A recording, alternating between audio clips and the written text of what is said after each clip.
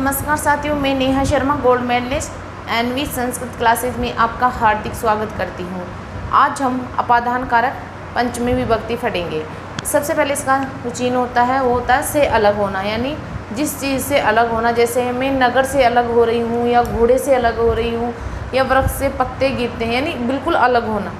यानी मैं गाँव से गाँव जाती हूँ, यानी जगह से हट जाना, यानी बिल्कुल दूर हो जाना, उसको अपादान कारक कहते हैं। ये इसका चिन्ह है, यानी से अलग होना, हटना।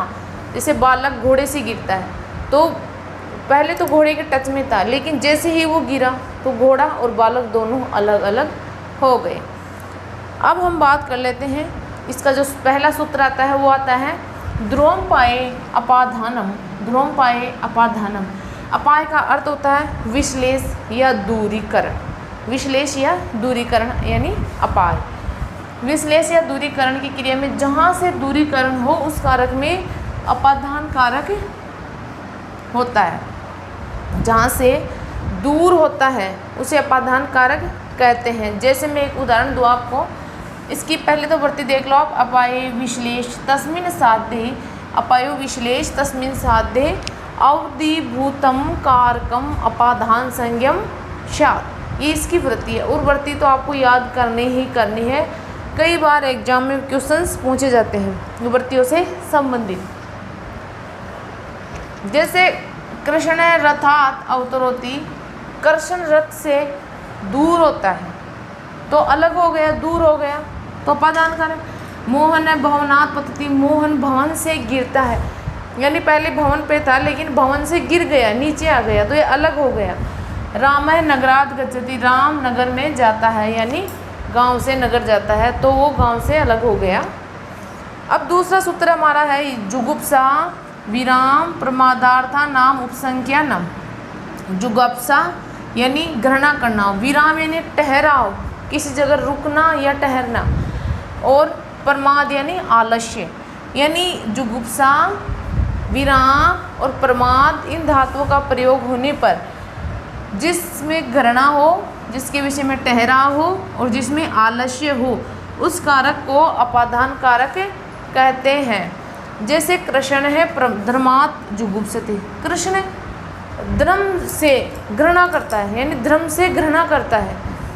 राम है अध्ययनात् प्रमाद्यति, यानी श्याम अध्ययन से प्रमाद करता है, यानी श्याम अध्ययन से आलस्य करता है, अध्ययन में आलस्य करता है।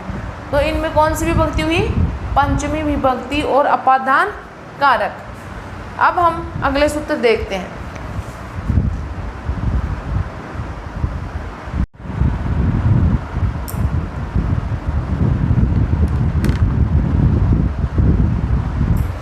अब अगला सूत्र है वीतरार्थान नाम भय हेतु, यानी भय रक्षा अर्थ में जो, यानी भय और रक्षा अर्थ वाले धातुओं का प्रयोग होने पर भय के हेतु की अपादान संज्ञा होती है। इसमें आपके भी रक्ष और तरा, ये तीनों धातुएं चलेगी। तीनों का अर्थ भय और रक्षा करना होता है। रक्ष त्रा का अर्थ भी रक्षा करना होता है, और रक्ष का अर्थ भी रक्षा करना होता है। और बी वाली भय, पहले भय और रक्षार्थ वाले धातुओं का प्रयोग होने पर भय के हेतु कारक की अपादान संज्ञा होती है। इसकी वृत्ति है भयार्था नाम त्राणार्था नाम च प्रयोगी भय हेतु अपादान संज्ञा स्यात्। अब इसका उदाहरण है कृष्ण है चोरात् बिभेति, कृष्ण चोरों से डरता है।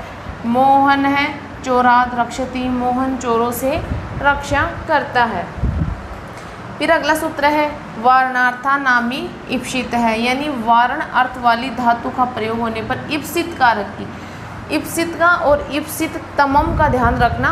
इप्सित तमम आते ही द्वितीय विभक्ति क्रम कारक, और इप्सित तो जिस सूत्र के साथ लगेगा वह उसी विभक्ति में काम करेगा। फिर आपका अपादान कहते हैं, और इसकी वृत्ति है वारणार्था नाम धातु नाम प्रयोगे इप्सितो अर्थ है अपादानं स्यात्। ये इसकी वृत्ति है। और कृष्ण है यवेभ्य है गाम वारती, यानी कृष्ण जो से गाय को रोकता है, हटाता है।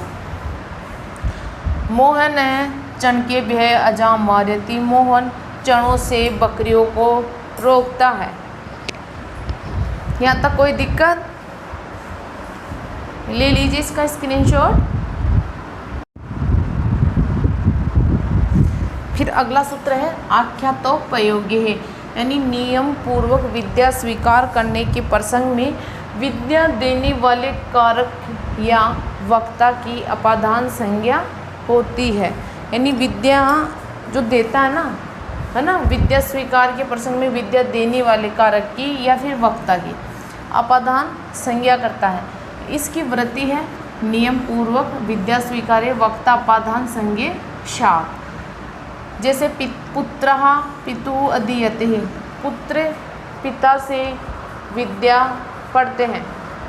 सुरेश रमेशात पढ़ती, सुरेश रमेश से पढ़ता है। जनी, फिर अगला सूत्र है जनी कर्तु प्रकृति ही, यानी उत्पत्ति या जन्म लेने के प्रसंग में जहाँ से जन्म हो या जो उत्पत्ति का कारण है उसे अपादान कहते हैं। यानी जहाँ से जन्म हो या जहाँ से कोई उत्पत्ति हो तो उसे अपादान कारक कहते हैं। इसकी वृत्ति है जायमानस्य हेतु अपादान शात। जैसे क्रोधात सम्मोह भवति, क्रोध से मोह होता है। चंद्रमा मनशः जाता है, यानी चंद्रमा मन से उत्पन्न होता है।